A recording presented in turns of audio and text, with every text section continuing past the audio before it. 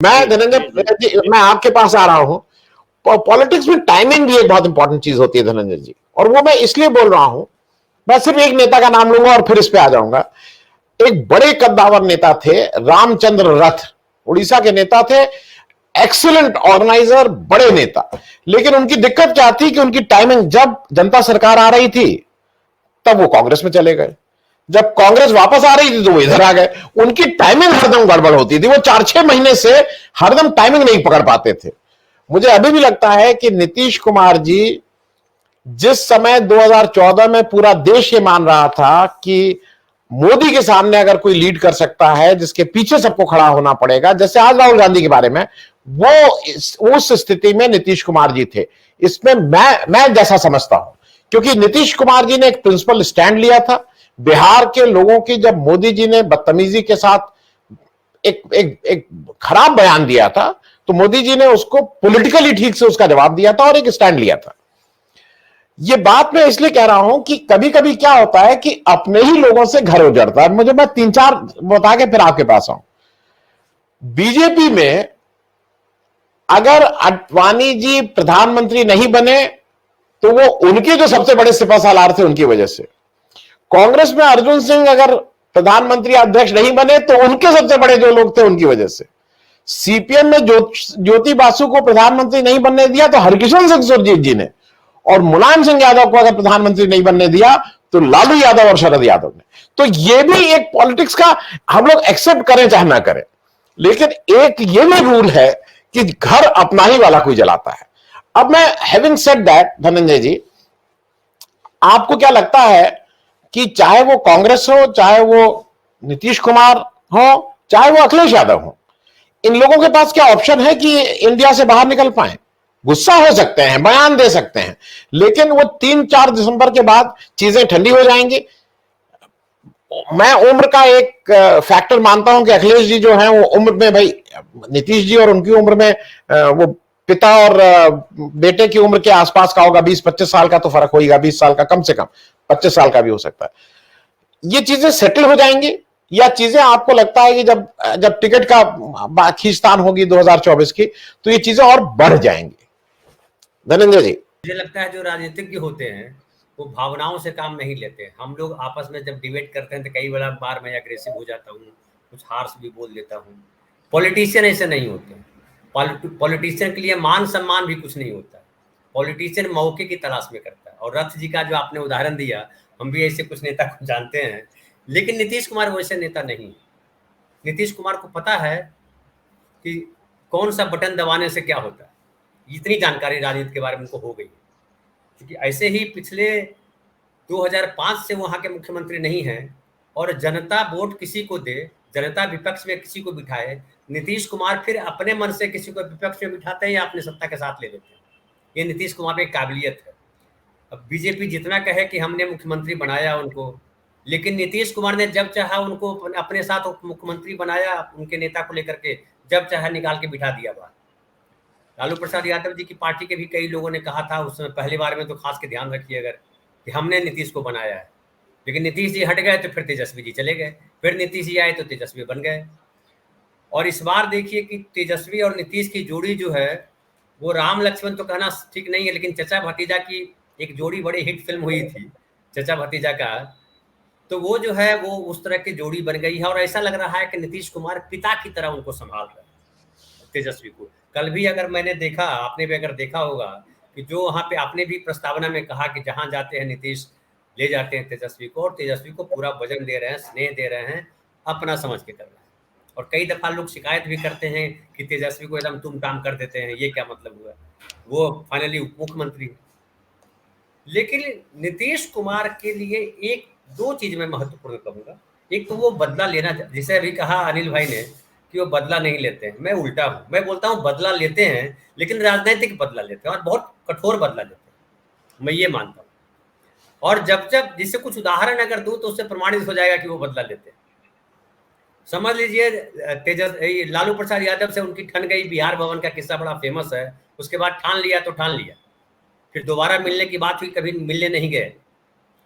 फिर उसके बाद जब जो है ये 2014 की जो आपने बात कही, तो 2014 वाले में याद कीजिए कि उसके पहले जो मोदी जी की बात पे अलग हुए थे और इतना बढ़ गया था, तो नीतीश कुमार को लगा था कि उन्होंने जो काम किया, आप याद कीजिए, उन्होंने कहा था कि मजदूरी मांगने आया हूं, और उस चुनाव में लोगों ने मजदूरी नहीं दी, 2 सीट मुश्किल से उनको आई, और नालंदा उनका अपना घर का सीट बहुत मुश्किल से जीते थे, 2-2,500 वोट से कौशलेंद्र कुमार जीत पाए थे। बहुत बुरी हालत हो गई थी कि नीतीश कुमार जैसे, तो नीतीश कुमार को ये अंदाजा था कि मुस्लिम वोटर जो है, जो लालू प्रसाद यादव जी के साथ वोटर था, वो इनकी तरफ शिफ्ट होगा, ये मुश्किल था।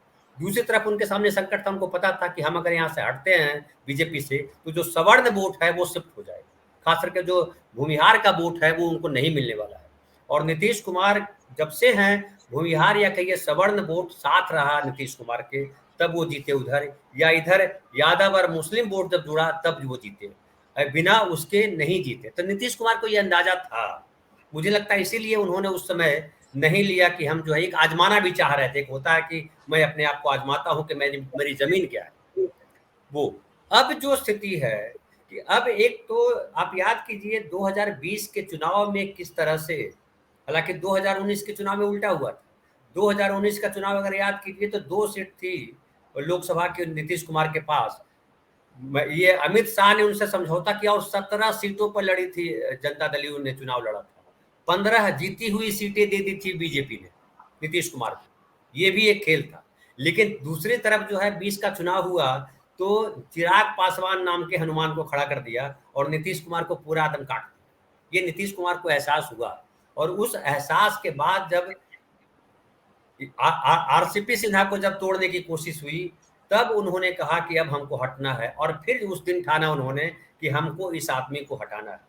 अभी कल का जो आज जिस पे हम बहस कर रहे हैं, जिस भाषण को लेकर के, बड़ा सही कहा शशि शेखर भाई साहब ने कि वो जो प्रोग्राम था वो किस लिए था, तो भाजपा हटाओ देश बचाओ प्रोग्राम था। तो भाजपा हटाने के मंच पे नीतीश कुमार किसी प्रेस को नहीं बोल रहे थे, वहां ढेर सारे लोग बैठे थे, और सीपीआई के लोग जो है लगातार साथ हैं कांग्रेस के और गठबंधन के महत्वपूर्ण हिस्सा है, वो वहां बोल रहे थे। और बोलने में कहीं एक शिकायती एक था कि भैया ऐसा नहीं हो रहा, निराशा वाली बात। लेकिन साथ ही साथ उन्होंने ये भी कहा कि जब चुनाव हो जाएगा कंप्लीट तो फिर मिलेंगे और फिर बात करेंगे। लेकिन एक बात मैं सवाल करता हूं, जो नीतीश कुमार तो मैं नहीं हूं, मैं उनसे मिलता भी नहीं, कभी मिला भी नहीं, लेकिन मैं जो पढ़ने का प्रयास करता हूं उसके तहत मैं बोलता हूं, ये गठबंधन में अगर कुछ काम नहीं होना था, अगर ये था कि विधानसभा चुनाव होने के बाद ही हम मिलेंगे, तो पटना का गठबंधन, पटना वाली मीटिंग कब हुई थी याद कीजिए, फिर बेंगलोर वाली मीटिंग कब हुई थी, फिर मुंबई वाली मीटिंग की क्या हुई थी, और मुंबई वाली मीटिंग में क्या तय हुआ था, ये तय हुआ था कि कमेटी बनेगी, ये होगा वो होगा, सब मिल करके विचार करेंगे कैसे लड़ा जाएगा, और ये भी हुआ कि संयुक्त रैली करेंगे, ये भी हुआ था। ये सारा कुछ नहीं हुआ। अच्छा, नीतीश कुमार का जो आपने प्रस्तावना में भी जिक्र किया कि ये जो कांग्रेस पार्टी के भीतर राहुल गांधी की जो प्रतिष्ठा बढ़ी, वो उसमें कोई दो राय नहीं कि वो जो पदयात्रा थी उससे राहुल गांधी की प्रतिष्ठा कांग्रेस के भीतर बढ़ी, और कांग्रेस के लोगों ने उनका नेता मान लिया कि हाँ ये हमारे नेता है। नतीजा ये हुआ कि देश में भी एक हवा बही कि भाई कांग्रेस के बिना गठबंधन के नहीं बन सकती है बात। और जब थर्ड फ्रंट की बात लगातार होती है, नीतीश कुमार ने सीधा सीधा इनकार किया था और कहा था कि कांग्रेस पार्टी के बिना कोई गठबंधन हो नहीं सकता। ये अपने आप में इससे बड़ा बयान कोई नहीं हो सकता नीतीश कुमार का कांग्रेस पार्टी के फेवर में। उस समय जब कोई गठबंधन की बात उस तरह से नहीं थी, जब तेलुगु देशम के या तेलुगु देशम नहीं, क्षमा करेंगे, ये तेलंगाना के जो मुख्यमंत्री केसी राव थे वो जो है, और ये अखिलेश अलग थे, आम आदमी पार्टी के लोग अलग थे, सब अलग अलग थे, तब उन्होंने ऐसी बात कही थी। और वो वीडियो याद कीजिए, अगर कोई किस तरह से खींच करके नीतीश कुमार को बिठा रहे थे के चंद्रशेखर राव पटना में, और नीतीश कुमार नहीं बैठे मतलब अनमने मन से बैठे, और नहीं उन्होंने उनकी बात सुनी, क्योंकि कांग्रेस के साथ सीधा तेलंगाना राष्ट्र समिति का जो है टसल था। तो इस बात को ध्यान रखते हुए जो उन्होंने एक बात कही कि ये जो बीजेपी है, जो दिल्ली में बैठे हैं उनको हटाना, तो उनकी दुश्मनी, ये जो बोलते रहते हैं कई बार आप देखते हैं कि वो कहते हैं कि हमारे तो यहाँ भी दोस्त है, बीजेपी से उनकी दुश्मनी नहीं है, उनकी दुश्मनी मूलतः जो है वो नरेंद्र मोदी और अमित शाह की जो अधिनायकवादी नीति है उससे है, उसके खिलाफ वो खड़े होते हैं। और जाहिर है कि उसको मोदी के खिलाफ अगर लड़ना है, क्योंकि जिस तरह से उनका कद काटने की कोशिश हुई। देखिए, बार बार याद करते हैं कि अटल बिहारी वाजपेयी हमको बड़ा स्नेह देते थे, बड़ा सम्मान देते थे, वो बार बार जिक्र करते हैं। तो ये जिक्र करते समय वो मोदी और अमित शाह की तरफ इशारा करते हैं कि आप किस तरह से, जो उन्होंने मांग की थी कि आप जो है स्पेशल स्टेट का दर्जा दीजिए, वो दिया नहीं। तो कांग्रेस के साथ हैं और आगे भी रहेंगे। कई बार लोग सवाल उठाते हैं कि वो विश्वसनीय नहीं है। मैं इस सवाल को खारिज करता हूं हमेशा, या ये जो तर्क है, राजनीति में कुछ विश्वसनीय नहीं होता। राजनीति में सबसे महत्वपूर्ण कुर्सी होती है और सबसे महत्वपूर्ण सत्ता होती है। अगर आप सत्ता में नहीं है तो आप बेकार है। जिस रथ साहब का आपने जिक्र किया कि बहुत प्रतिष्ठित व्यक्ति थे, लेकिन नहीं हुआ। बिहार को लेकर के समझिए, आप अगर उत्तर प्रदेश के अगर मुख्यमंत्री बनाए जाते हैं या अभी नहीं भी बनाए जाते, एक अधिकार आपको दिया जाता है, तो उत्तर प्रदेश के डेवलपमेंट को लेकर के आपके मन में एक विचार होगा, आप एक ब्लूप्रिंट बनाएंगे। जैसे मैंने अपने गांव के लिए एक ब्लूप्रिंट बनाया।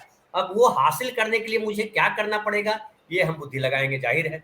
तो वैसे ही नीतीश कुमार ने बिहार के विकास को लेकर के एक रणनीति बनाई, और वो विकास कैसे हो, क्योंकि वो किसी के दल में जाएं, किसी गठबंधन में चले जाएं, लेकिन क्या बिहार के विकास को उन्होंने नहीं होने दिया। तो उन्होंने प्रण लिया कि अपराध कंट्रोल करेंगे, किया। उन्होंने लड़कियों के मामले में, खास करके स्त्री शिक्षा पे जितना काम किया नीतीश कुमार ने, भारत में कोई स्टेट नहीं, मैं गिनता हूं कि कोई स्टेट इतना है जितना महिलाओं को इतनी सुरक्षा दी गई, इतना स्पेस दिया गया। आज देख लीजिए, बिहार में 50% महिलाएं जो है वो चुनावों में है, नगर पालिका और जो है नगर निकाय, पंचायत, और 35% महिलाओं को नौकरियों में आरक्षण। अभी जो 1,20,000 जो नियुक्ति पत्र बांटे गए हैं, उसमें 48% महिलाएं हैं। बिहार में महिलाओं की संख्या इतनी बढ़ जाएगी, किसी ने कल्पना नहीं की थी। उसके अलावा वहाँ जीविका है, सेल्फ हेल्प ग्रुप, उसके माध्यम से इतना रोजगार खड़ा किया गया महिलाओं के बीच में। तो कहने का ये अर्थ है कि मुझे लग रहा है कि नीतीश कुमार के एजेंडा में हमेशा बिहार रहा, बिहार के विकास की बात हुई। अभी एक और मैं सवाल, ये जवाब देकर के मैं अपनी बात खत्म करूंगा।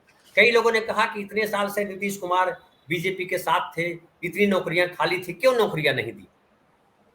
तो हमारे मन में ये आया कि हाँ, ये बात बिल्कुल सही है, क्यों नहीं दी। लेकिन सवाल उठता है, क्या महिला का जो एजेंडा है नीतीश कुमार का, वो बीजेपी को सूट करता है? नहीं सूट करता। लेकिन तेजस्वी यादव को वो सूट करता है। तो तेजस्वी यादव और नीतीश कुमार मिलकर के जब वो करते हैं, तो 1,20,000 को अभी दिया है, 1,40,000 की वैकेंसी निकाल दी उन्होंने। तो इतनी, अच्छा, ये सारी नौकरियां खाली टीचिंग में नहीं है। अभी जैसे उन्होंने शिक्षा को लिया है, तो शिक्षा को उन्होंने एकदम एक नए तरीके से देखा है।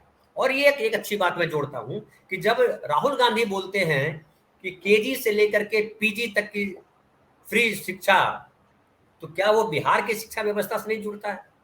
तो नीतीश कुमार और राहुल गांधी मुझे लगता है एक ही पिच पर है। दोनों विकास चाहते हैं, धर्म की राजनीति नहीं चाहते हैं। जिस तरह से नरेंद्र मोदी ने पिछले 10 वर्षों में धर्म की राजनीति की, नीतीश कुमार वहां साथ रह करके भी वहां नहीं चलने दी वो राजनीति। बिहार में धर्म की राजनीति नहीं हो पाई। आज बिहार में बीजेपी की स्थिति है कि मुश्किल है उसके लिए 5 सीट जीत पाना। क्या दूसरे प्रदेशों में ऐसी स्थिति है? नहीं है।